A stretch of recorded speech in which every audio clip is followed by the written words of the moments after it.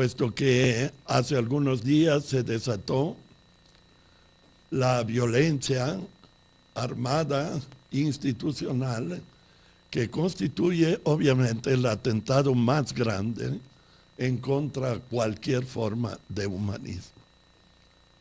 Estamos frente, una vez más, pero cada vez con mayores características negativas, a un conflicto armado innecesario, injusto, ilegal, inmoral.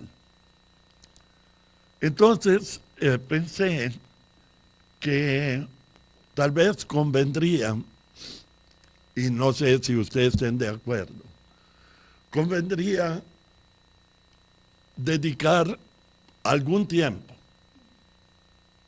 este espacio a reconsiderar la concepción de la cual nosotros somos más o menos, diríamos, podríamos decir, seríamos más o menos relacionados de alguna manera con ella. Me refiero al concepto de perfección absoluta que es Dios. No importa qué actitud nosotros tengamos frente a este problema profundamente importante de nuestro quehacer humano, de todos modos es saludable, pienso, reflexionar acerca de él, pero identificándolo con la característica que mayormente le conviene, es decir, la característica del amor. En él, en este concepto de perfección absoluto, nosotros vemos que esta perfección absoluta es identificable solamente con el amor, del cual todos necesitamos ampliamente. Por eso titulé a esta breve intervención Dios es amor. Y quiero tratar este tema, ¿verdad? En tres pequeñas etapas. Hacer, en primer lugar, consideraciones en relación con la actividad religiosa que supuestamente nos liga a Dios y que de hecho nos distancia de Él. Efectivamente, el conflicto armado, del cual hoy en día somos desgraciadamente espectadores, lo demuestra. Cada uno de los dos países lucha en nombre de Dios, pide bendiciones a Dios. Dios no bendice la violencia. Dios no es sectario de un país, no toma parte en los acontecimientos humanos. Dios, si existe, prodiga su amor. En tercer lugar, quisiera yo tomar como ejemplo de la interpretación de lo que puede ser la identificación de Dios con el amor, una teología laica contemporánea, debida al genio de Alfred North Whitehead, el compañero de Bertrand Russell, el coautor de los Principia Matemática, y del filósofo norteamericano Charles Hart Shaw. Una teología laica llamada teología en proceso, de la cual ustedes podrán evaluar los recursos que nos ofrecen para repensar la idea de Dios.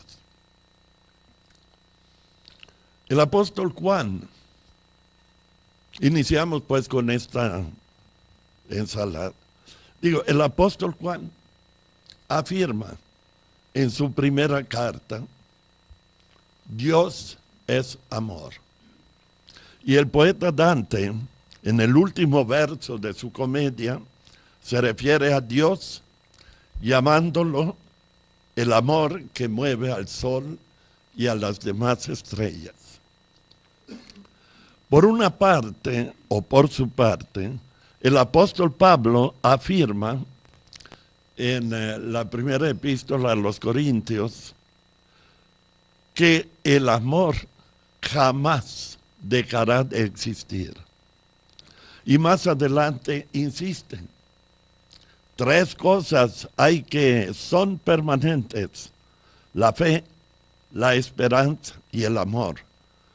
Pero la más importante de las 3 es el amor. Estas citas, entre muchas otras, demuestran que para el cristianismo el valor supremo es el amor. No solo porque se identifica con Dios, sino porque constituye el recurso más importante al alcance del hombre para solucionar sus problemas.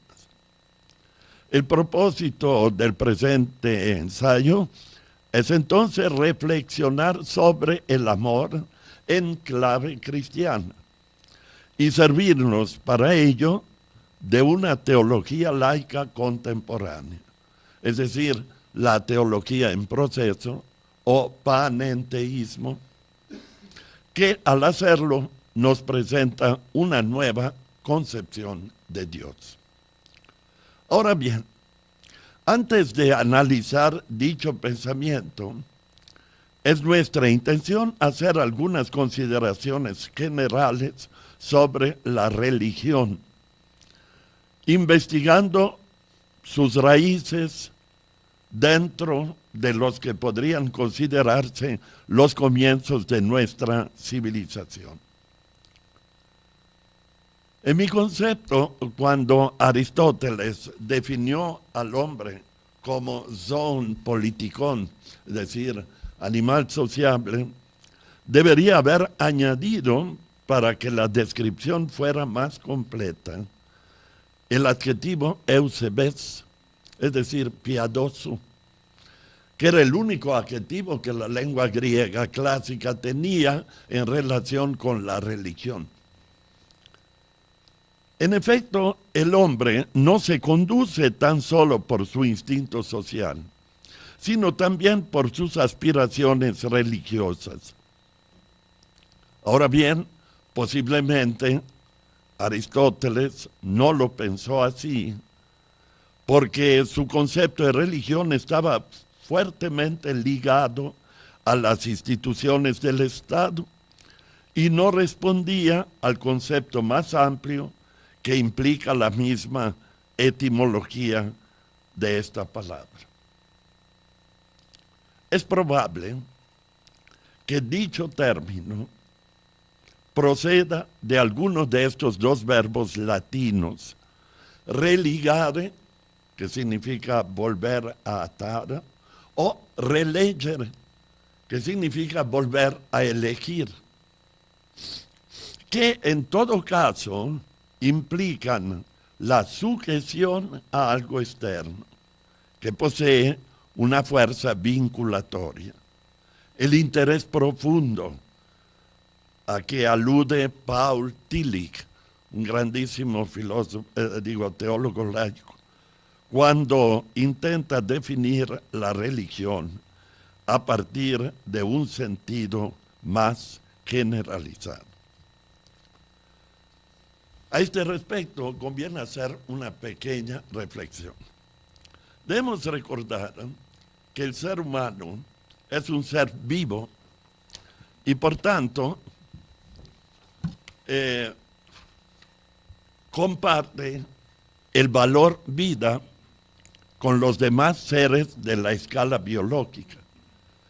Pero es también un ser racional, es decir, capaz de reflexión crítica, de autoconciencia.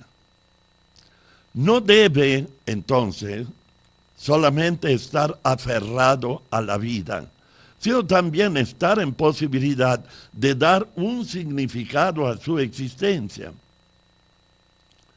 Este sentido puede y debe identificarse con la fuerza vinculatoria de la que antes hablábamos.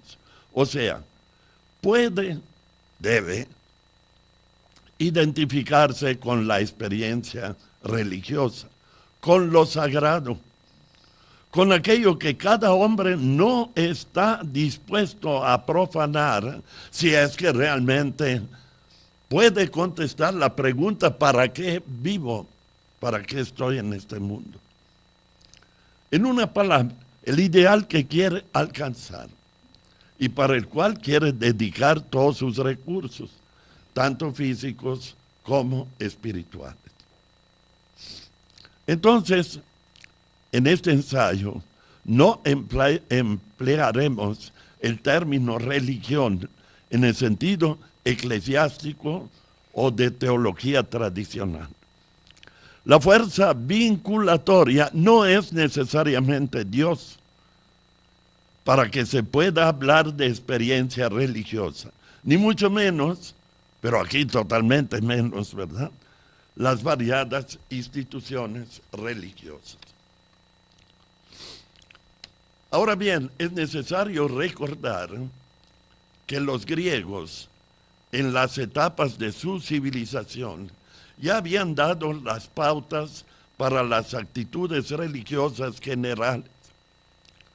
Tuvieron, ante todo, una religión de Estado, es decir, el politeísmo olímpico, que según el sofista Critias, constituyó siempre un enorme servicio para los gobernantes, anulando la conciencia de los súbditos, aun cuando el ojo vigilante de aquellos no podía alcanzarlos. Fue el poder moral, que supone el dominio de los poderes divinos, que refuerza el poder político y adormece cualquier conato de rebelión social o de concientización política. Critias, al decirlo, se convierte, aquí hasta donde sus alcances se lo permiten, en un sociólogo de la religión de fina penetración que lo acerca notablemente a los investigadores modernos. Ahora bien, en los inicios de la actividad filosófica hubo también una religión de salvación, el orfismo. Este movimiento nace probablemente en Tracia, supuesta patria del poeta Orfeo, y se estructura alrededor del dios Dionisio, magnificado como un dios de la generación. Por haberse originado en el seno de las clases menesterosas, este pensamiento representa también la primera enajenación de la realidad, en el sentido de que los marginados en un determinado momento de su existencia comprenden que no hay posibilidad de justicia en este mundo, que ellos son y serán siempre objeto de explotación. Entonces, piensan en una vida futura, en donde el equilibrio de la justicia se restablezca, en donde puedan gozar lo que aquí sufrieron, etc.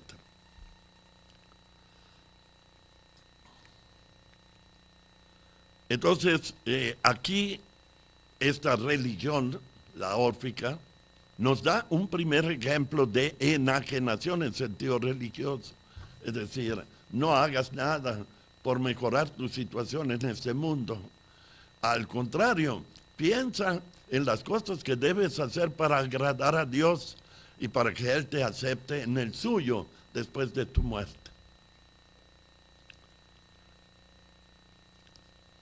Puesto este pensamiento, decíamos, representa entonces la primera enajenación de la realidad, puesto que tales clases, acosadas por la miseria física y moral, habían perdido la esperanza en el restablecimiento del equilibrio de la justicia. Este concepto religioso conlleva una nostalgia de la vida futura, cuyos beneficios se conocen a través de una revelación. La visión pesimista de la vida en general es también evidente. Se le debe considerar un mal, ya sea por el destino incierto que la rique, ya sea por las dificultades que se multiplican en su desarrollo. Se transforma así el esquema antropocéntrico de Homero, poeta al que la tradición órfica ya no le debe nada, en un esquema teocéntrico que hace evolucionar también el concepto de alma, poco aprovechado en la época heroica, convirtiendo a esta en su dualidad con el cuerpo en algo jerárquicamente superior. Es interesante observar que los órficos introducen religiosamente el concepto de amor, considerado como una fuerza que une lo que había sido separado y armoniza esta unión. Una concepción esta eminentemente popular que manifiesta un deseo de superación. Ahora bien, en Grecia se dio también el ateísmo científico, es decir, la ciencia que sustituye a Dios. Solía decir Demócrito, algunos hombres que no saben nada de la disolución de la naturaleza mortal, pero que tienen en la conciencia su mal proceder en la vida, se afligen a lo largo de su existencia en inquietudes y temores, forjando mentirosos mitos sobre el tiempo que le sigue a la muerte. Y en otro fragmento dice, si alguien cree que los dioses observan todas las cosas, secreta o abiertamente, se equivoca. Demócrito puede considerarse también el primer filósofo de la religión, en cuanto inquiere acerca de sus orígenes, que según él se deben a una condición psicológica, el terror, y a una condición epistemológica, la ignorancia. En la primera, el hombre teme a fuerzas desconocidas, consideradas hostiles, que le son imposibles de controlar. Y en la segunda, puesto que no puede explicárselas, lo hace sirviéndose de divinidades. En presencia de estas dos condiciones, el hombre primitivo busca la manera de aplacar a las divinidades a través de una serie de ritos mágicos. Los griegos desarrollaron también modelos de religiones filosóficas, como sucede, por ejemplo, en Platón, etc. Hay también ejemplos de agnosticismo, etc. Entonces, todas estas diferentes actitudes crearon tres diversas soluciones en torno al problema religioso. La unión de la fe con la razón, la fe separada de la razón y la razón separada de la fe.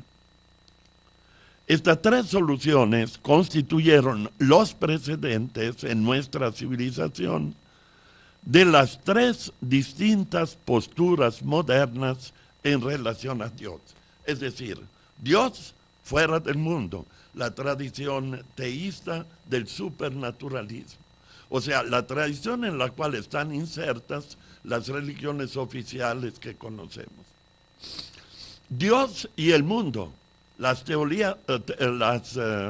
teologías laicas contemporáneas. Y el mundo sin Dios, representado por el humanismo y naturalismo. En la segunda de estas posturas encontramos precisamente la teología en proceso o panenteísmo. Panenteísmo es una palabra de origen griego, significa pan en to theo, es decir, todo está en Dios. para distinguirlos del panteísmo, que todo es Dios. Dos posturas diferentes. Por lo pronto, la presentación que estos teólogos que ya mencioné hacen de Dios es la de un Dios dinámico, mucho más cercano a los textos bíblicos que el Dios estático del supernaturalismo. El primer objetivo de esta teología es volver a colocar a Dios en el mundo, de donde el supernaturalismo lo había desterrado. En efecto, para las categorías que se aplican al mundo son totalmente diferentes de las que se aplican a Dios. Este tipo de descripción lleva a una oposición Dios-mundo, oposición que se deriva más bien de la condición y dificultad de la concepción parmenídeo-platónica de la realidad, causa constante de contradicciones y dificultades. En efecto, recordemos que para Parménides y Platón la realidad debía ser inalterable para que pudiera considerarse tal, y por tanto, lo que está sujeto a cambios y transformaciones no puede considerarse real, sino tan solo aparente. El supernaturalismo convierte la dicotomía realidad-apariencia en la dicotomía Dios-mundo y confiere al primero categorías de estatismo y al segundo de dinamismo y pluralidad. Que constituye todo esto una contradicción sobre lo que podría ser la naturaleza de Dios. Ahora bien, las categorías atribuidas a Dios serían las de 1. Ser, permanente, eterno, acto puro, incorpóreo, no relacionable, simple, necesario, autosuficiente, creador, causa, infinito, perfecto, santo. En oposición a estas están las del mundo, muchos, devenir, cambiante, temporal, potencia, espacial, relacionable, compuesto, contingente, dependiente, creado, efecto, finito, imperfecto. En esta descripción, la misma concepción valorativa es absurda. Si se toma en cuenta, por ejemplo, que la perfección, es decir, la completez de un determinado ser, es estática y la imperfección es dinámica. La teología en proceso entonces pone en crisis tal concepción de la realidad y por ende de la divinidad y quiere reconsiderar los valores que de ella se infieren. Por lo tanto, quiere relacionar a Dios con el mundo, haciéndole participar de aquellas categorías que el supernaturalismo empleaba para describir al mundo. Si no fuera así, Dios resultaría una especie de tirano cósmico, como un ser en sí que se halla fuera de la realidad a la cual pertenece. El resultado de esta participación divina en el mundo hace considerar como seres completos tanto a Dios como al mundo, salvando la aparente contradicción en términos heraclíteos, es decir, considerando que la aplicación de las categorías monísticas y pluralísticas convienen a Dios y al mundo, pero en aspectos diferentes, o sea, bajo distintas condiciones. Como lo dice Heráclito, el mar es el agua más pura y la más impura. Para los peces es potable y buena, para los hombres impotable y fatal.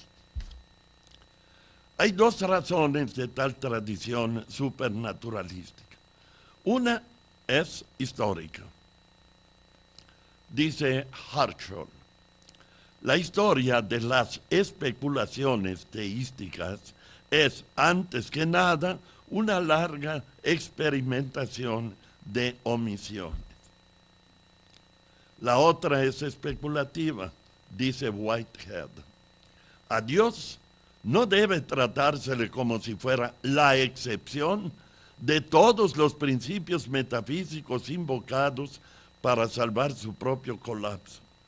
Dios es su más importante ejemplo. Entonces, en la lista de categorías opuestas que resumimos, falta la pareja todo-parte. La razón es que solo los panteístas hablan de todo es Dios, y los místicos que en sus experiencias contrastan el todo con la parte. El teísmo oficial no se atreve a hacerlo porque teme caer en el panteísmo. Ahora bien, el segundo objetivo de la teología en proceso es el de no violar leyes lógicas en la formulación de la concepción de Dios. Dice Hartshorne, no hay ley lógica que se oponga a la atribución de predicados contrastantes al mismo individuo, con tal de que se atribuyan a distintos aspectos de este individuo. Entonces, hay que evitar el monismo y las paradojas lógicas del supernaturalismo. Esto nos conduce al rechazo de los caminos que Tomás de Aquino nos señalaba para el conocimiento de Dios. Rechazar el honor atribuido a la divinidad por el camino de la negación, decir de Dios que es la nada inefable. Dice Hartshorne, ¿es realmente necesario afanarse en demostrar que Dios es superior y está más allá de todos nuestros conceptos, como si superior y más allá no fueran también nuestros conceptos? Y también el camino de la eminencia, es decir, acumular sobre Dios todas las cualidades que consideramos positivas, elevándolas conceptualmente al infinito. Dice otra vez Hartshorne, decir que Dios es mejor que bueno, es decir que es más bueno que bueno, y es dudoso que este juego de palabras pueda ser de alguna utilidad. Por consiguiente, hay que rechazar la concepción monopolar de Dios y estructurar una concepción bipolar. Recordando, sin embargo, que las categorías bipolares no son poderes externos a los cuales Dios esté sujeto. Estas categorías integran la naturaleza de Dios.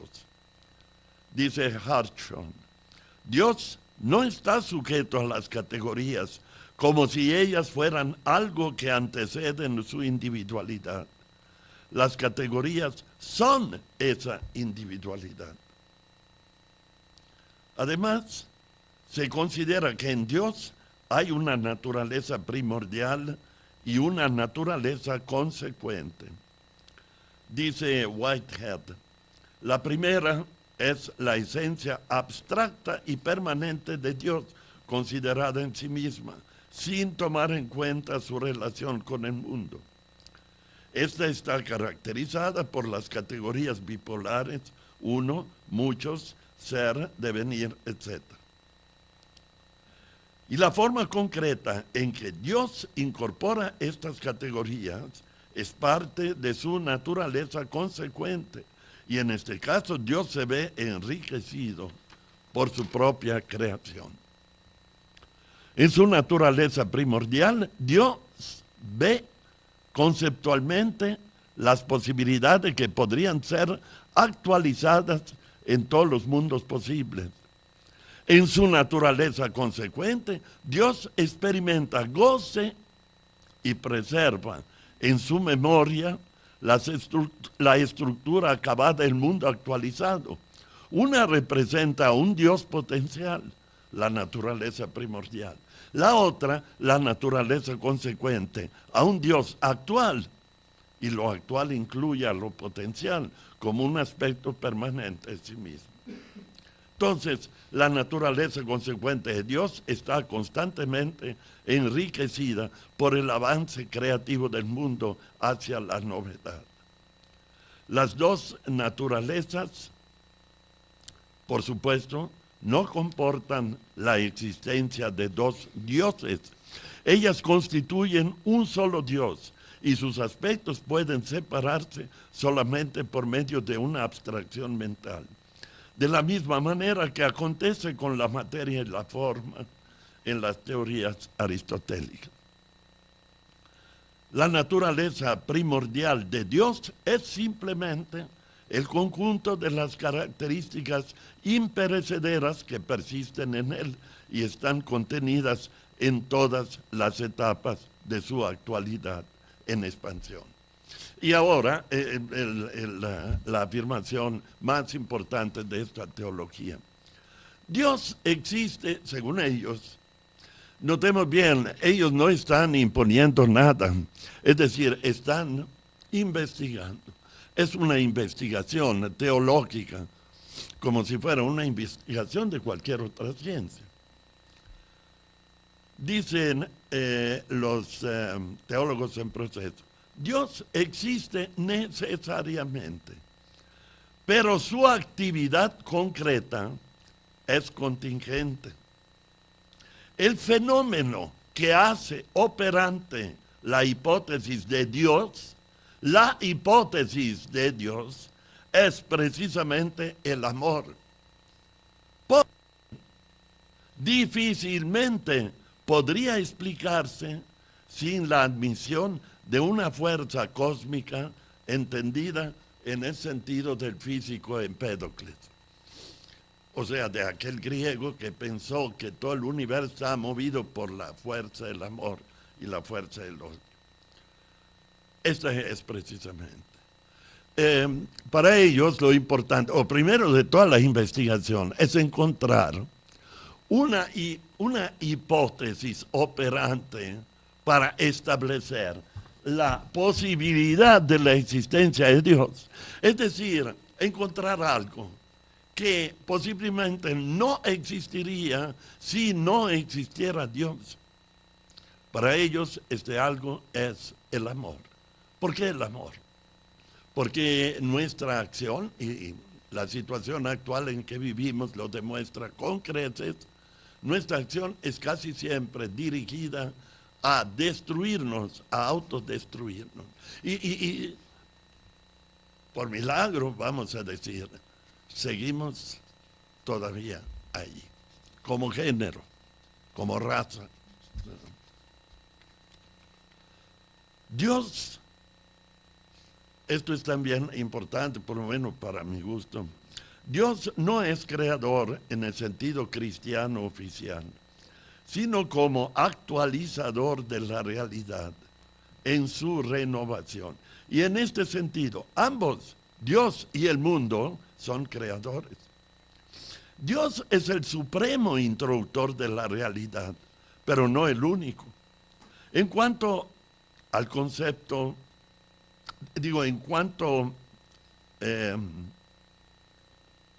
al concepto de creación en el tiempo, el universo no tiene principio conocido. Es creado en el sentido que es el efecto del encuentro de Dios con el mundo, puesto que la creación implica una transformación de la realidad, incluso para el creador. Se dice en efecto que cuando Miguel Ángel esculpió el Moisés, se quedó prendado a tal grado de su obra que le aventó un martillo y le exigió que hablara. Pero esta creación no tiene el objetivo cristiano tradicional, que sería contradictorio, de la gloria de Dios, sino, y de todos esos rollos parecidos, sino el amor de Dios hacia la realidad que Él mismo comparte. Eso es lo importante, una realidad que Él mismo comparte. O sea, Dios está en este mundo. Si no estuviera en este mundo, sería un Dios ocioso. Sea una abstracción, un tirano cósmico, que desde allá se mantuviera ojo alerta para castigar o para desgraciar a quien más le pareciera. Que son efectivamente absurdos. Como es absurdo, bueno, las palabras que dicen ahora, los dos líderes del conflicto armado. Que Dios bendiga. Dios bendice, pues, no voy a decir que... Pero esta creación no tiene el objetivo cristiano tradicional de la gloria de Dios, sino el amor de Dios.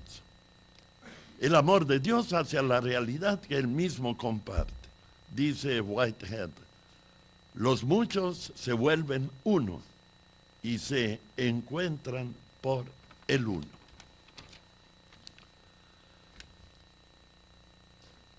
Todavía un ratito más, después ya los libero de este sufrimiento. El hecho de que Dios interactúa quiere decir también que es pasivo. Porque interactuar significa ser a un cierto punto el que actúa, ser en cierto punto que recibe la acción. El mundo, conocer el mundo significa ser afectado por este conocimiento. Amar el mundo es responder emocional y activamente a los eventos en el mundo. Tener compasión hacia el mundo implica sufrimiento en cuanto el mundo sufre.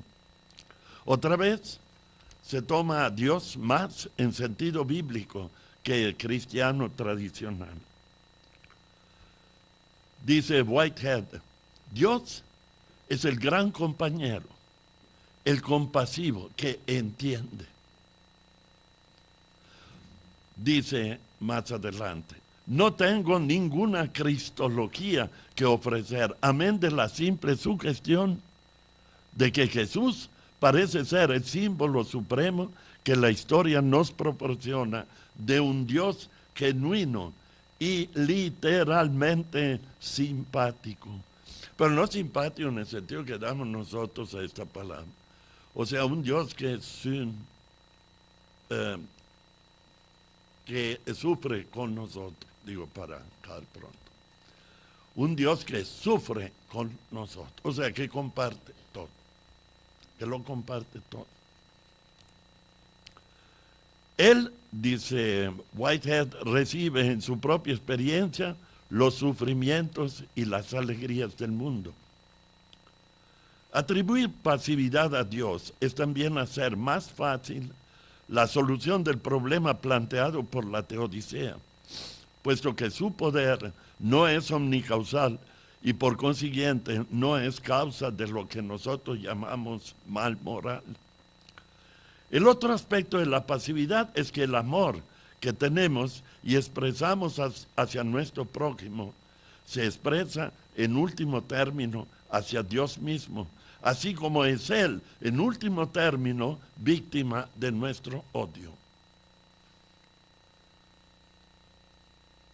Esto es una de las consideraciones que me llevaron a traer esta cosa. Es decir, efectivamente, el símbolo divino es el blanco final de nuestro amor y de nuestro odio. Dios es además limitado por el mundo.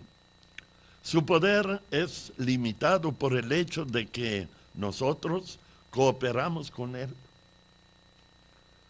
Es infinito en el sentido que la potencialidad general del universo reside en la mente primordial de Dios, pero su finitud está en la actualidad, es decir, en su presente modo de transformar el mundo, y este se añade a la suma infinita de sus actualidades pasadas. En suma, Dios es la forma superior de las categorías metafísicas del mismo: dualismo, estaticidad, dinamismo, unicidad y pluralismo. Es, en otras palabras, la unidad final de todas las cosas. La autosuficiencia de Dios se manifiesta a través de su naturaleza primordial, y su amor concreto y creatividad se manifiestan a través de su manera, de su naturaleza consecuente. Llegamos entonces, de acuerdo con esta teología, a la última característica de Dios, que es la santidad. La representación de la divinidad que nos proporcionan los teólogos panenteístas es todavía la de un Dios sumergido en un misterio tremendo y fascinante. Sin embargo, no se habla de la santidad de Dios en términos de inconcebibilidad o espiritualidad absoluta, fuera del tiempo y del espacio. La unicidad de Dios no sufre merma alguna desde el momento que su poder, creatividad, conocimiento, compasión y bondad se muestran todavía radicalmente superiores a sus contrapartes, fragmentadas en la humanidad y en el mundo. Lo que permanece incognoscible de Dios no es su esencia abstracta, sino más bien la riqueza y contingencia de su naturaleza concreta y consecuente. En esta teología, la bondad moral y la absolutez de Dios se ven todavía perfectas en su adecuación y se puede entender de cómo el amor, la compasión y la simpatía pueden ser reales atributos de la divinidad. En el amor no hay mejoría posible, pero sí hay posibilidad de aumento en los objetos del amor. Entonces, la teología que acabamos brevemente de reseñar ofrece una alternativa de estudio y de meditación para todos aquellos que, al rechazar la imposición intelectual y dogmática de las instituciones eclesiásticas, quieren, sin embargo, seguir libremente, sin graves problemas científicos, sin contradicciones lógicas, la investigación del profundo misterio de Dios y del problema social que representa la religión. La teología en proceso no es dogmática, constituye una teoría y es, por supuesto, susceptible de ser modificada. No pretende, como la teología tradicional, poseer la verdad. Se contenta más bien con individualizar primero todos aquellos innecesarios conflictos y contradicciones del supernaturalismo tradicionalista que constituyen y constituirán, mientras no se abatan, los peores obstáculos para una experiencia religiosa, seria, racional y auténtica. Gracias.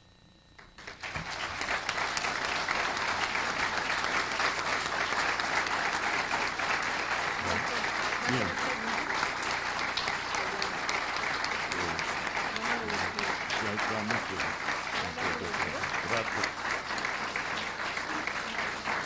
Pero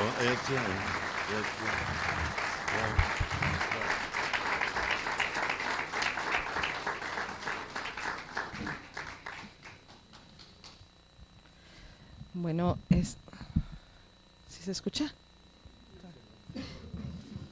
A ver el otro. Bueno, sí, nada más. Para agradecer al doctor Ferrogay que nos haya acompañado en esta inauguración de la primera semana de Humanidades y agradecerle que haya escogido este tema que no nos esperábamos un tema que abriera el tema de las humanidades hoy, y se lo agradecemos mucho porque nos abre una ventana, una luz a recuperar la parte trascendental del hombre que la hemos desligado por tanto tiempo de las universidades, de la educación. Y bueno, el legado del siglo pasado nos dice que tanto avanza en la ciencia y en la técnica, de todas maneras la sociedad sigue produciendo personajes como Hitler y seguidores, ¿no? Entonces, ¿cómo vamos a hacer para que ya no se produzcan? Sería una pregunta. Le agradecemos mucho su participación, estamos honrados por su presencia y no sé si quiera contestar alguna pregunta. ¿Sí? La profunda reflexión que nos mueve en parte me lleva a pensar si esta dialéctica de amor-odio de alguna manera se está expresando en la situación actual, porque tenemos por un lado ese proceso de autodestrucción es la guerra, que es el conflicto en Irak, pero también tenemos por otro lado una serie de multitudes que se manifiestan en Roma, en Londres, en Madrid, en Nueva York, incluso en México, ¿verdad? Multitudes que quizás reflejen esa otra parte del ser, de la realidad que había considerado el ser. Es decir, en cierto modo, como que hay fuerzas operando que no actúan solamente en el sentido de la autorrestricción, sino también en el sentido de la división, del amor y de la acción. ¿Sí? Pero precisamente pienso, ¿verdad?, que esa teología parte precisamente de esa reflexión. Es decir, al cuestionarse cuál es la condición, cuál sería la condición de ese mundo que explicara o justificara de alguna forma la existencia de Dios, la constancia de que pase lo que pase, siempre hay episodios de amor, llamémoslo así, ¿verdad?, los que finalmente nos salvan.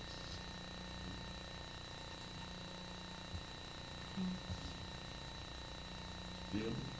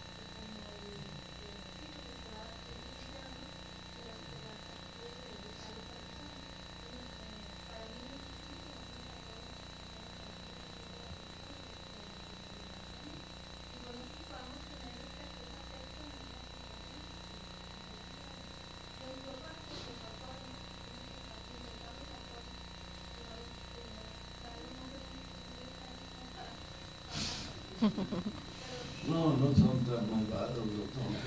Pero la observación que hace usted es muy interesante porque efectivamente lo que nosotros hemos hecho a lo largo de todo este tiempo es minimizar la idea de Dios y comercializarla incluso y emplearla para nuestro propio beneficio en las instituciones religiosas, de acuerdo con los intereses que ellas persiguen. Aquí es un ejemplo de investigación independiente, no osaría decir científica, pero por lo menos usando el método científico, intentando ser lógicos dentro de la investigación misma, para penetrar lo que es un problema, lo que vamos o no. Es decir, como ya decía el ateo de Motley, podemos decir que Dios no existe, podemos decir un montón de tonterías o de verdades, pero no podemos negar que no esté presente. Y debemos darnos una explicación de por qué el hombre cree en Dios o no cree en Dios, por qué lo acepta o no lo acepta, por qué acude a una iglesia para ver cómo llega a él o por qué no acude. En fin, son todas situaciones humanas importantes, de las cuales obviamente proceden una determinada conducta.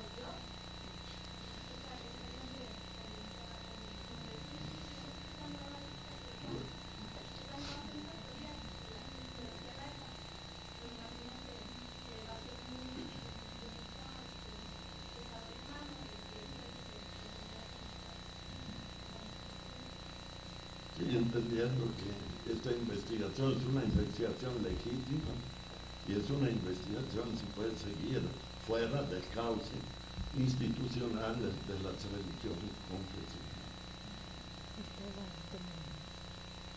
Bueno, a mí me gustaría recordar un poquito más en las distinciones entre panenteísmo y panteísmo, dado que podemos plantearnos un problema, ¿no? Dios está en el mundo, ¿no? Pero ¿cómo llegó allí? En cambio, si siempre estuvo, si todo ya es parte de él, todo lo conforma, podemos tener los mismos efectos así con el panteísmo de no reducir a algo externo y considerarnos no nada más ser relegados por esa fuerza externa, sino considerarnos parte constitutiva de la misma, ¿no? Pero yo pienso que la cuestión aquí está en un nivel de hipótesis, como ellos repetidamente lo dicen. Es decir, es una hipótesis lógica y operante que Dios debe estar de alguna forma en el mundo, porque si no lo está, es la misma cuestión epistemológica que enfrentaba Platón.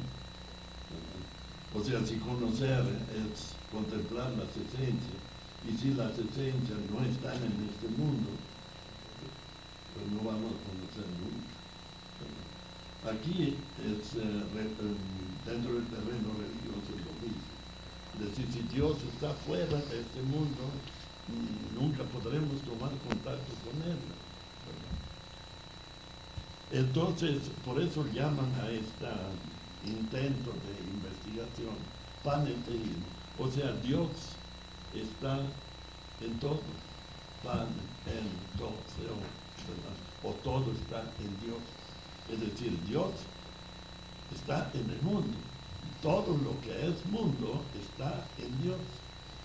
O sea, Dios no posee una naturaleza que excluya totalmente, se oponga totalmente a la naturaleza que supuestamente tiene el mundo, o el ser humano. El panteísmo, al contrario, bueno, ahí habría que distinguir panteísmo inmanente, trascendente, inmanente, trascendente, etc. Pero la etimología de la palabra es todo es Dios. Panteísmo, todo es Dios, pan, es Dios, todo es Dios. O sea, Dios es el todo, manifestado de diferentes maneras, de acuerdo a los adjetivos que se le ponga a la palabra panteísmo. Entonces, por lo menos, lo de los panenteístas es una hipótesis lógica, aquella de la cual parten de que si vamos a intentar estudiar a Dios, encontrar a Dios, lo tenemos que imaginar por lo menos dentro de él, para que realmente comparte con nosotros, para que realmente pueda establecer una relación entre ellos. No sé si por ahí. Dígame.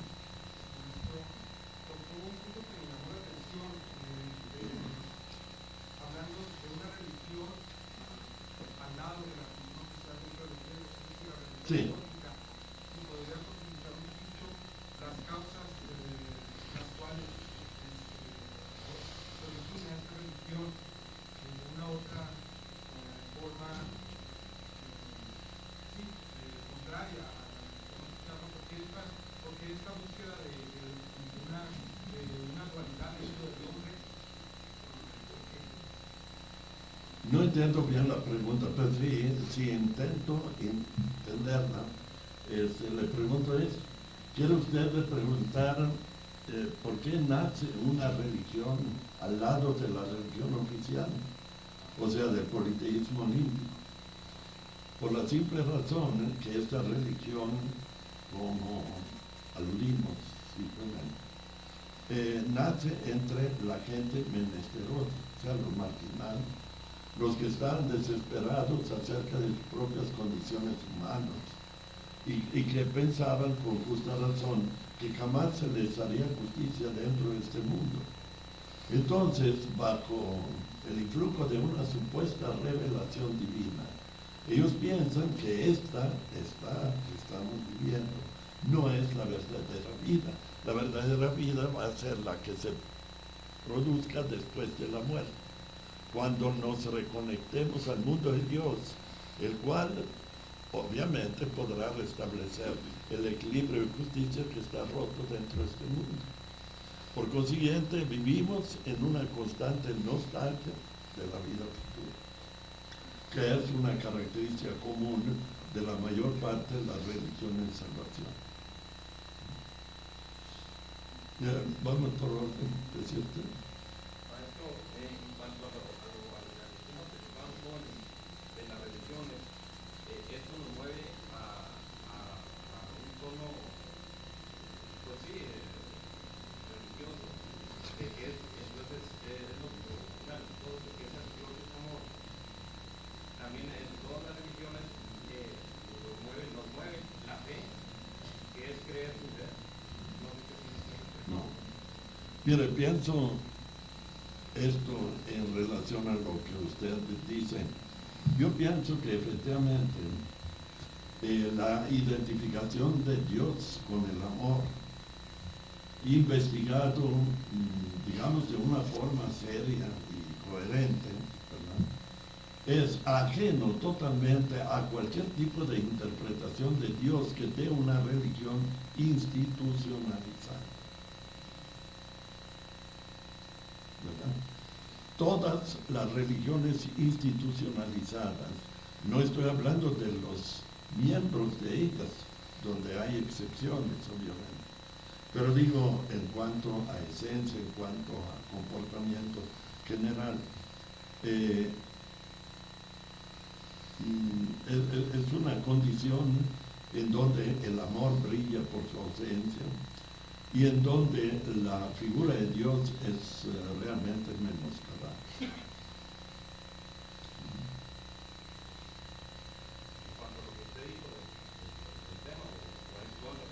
En todas las religiones. En todas las religiones hay un interés institucional. Digo, en las religiones institucionalizadas, obviamente. Mientras que en las teologías independientes hay un sano deseo de investigar el objeto Dios. Y hacerlo sin compromisos, sin prejuicios y sobre todo sin, ¿cómo diríamos? Sin presiones, pues, sin... Una última. Sí.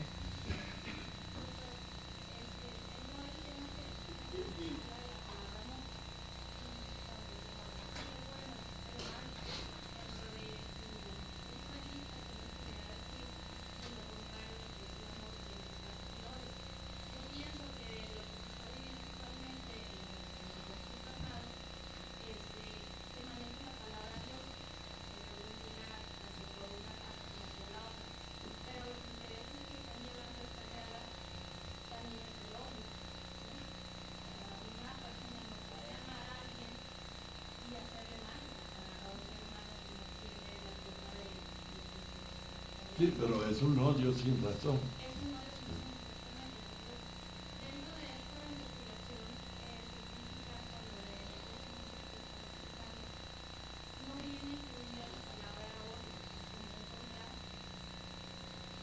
Es decir, dentro de esa naturaleza bipolar de la cual se habló, claro está que Dios no comparte odio. Pero en este caso, el odio de nosotros sería una disminución del amor, en la cual obviamente Dios no interviene. Dios intervendría como fuerza cósmica, como ellos lo indican, que intenta restablecer el equilibrio de las cosas dentro de este mundo. Maestro, por ejemplo, las consecuencias que tendría una teología laica, una teología en proceso, es una teología que que ha venido evolucionando. Por ejemplo, yo ahorita acabo de leer un texto de Leonardo Boff, y seguramente Leonardo Boff y Gustavo Gutiérrez, creadores de la teología de liberación, son parte de esta teología. Así es. Esa reflexión. Él no habla de un dualismo, sino de una dualidad, de una realidad compleja en constante equilibrio dinámico, y dice que los dos elementos bipolares, en realidad no son bipolares, son dos elementos de una realidad compleja que busca un equilibrio. Sí. Entonces, en ese sentido, el bien y el mal y las consecuencias que está reflexionando sobre una teología laica es que también el mal es obra y creación de Dios. Indirectamente, sí. Indirectamente, sí. ¿Por qué indirectamente? No es directamente. No, directamente no.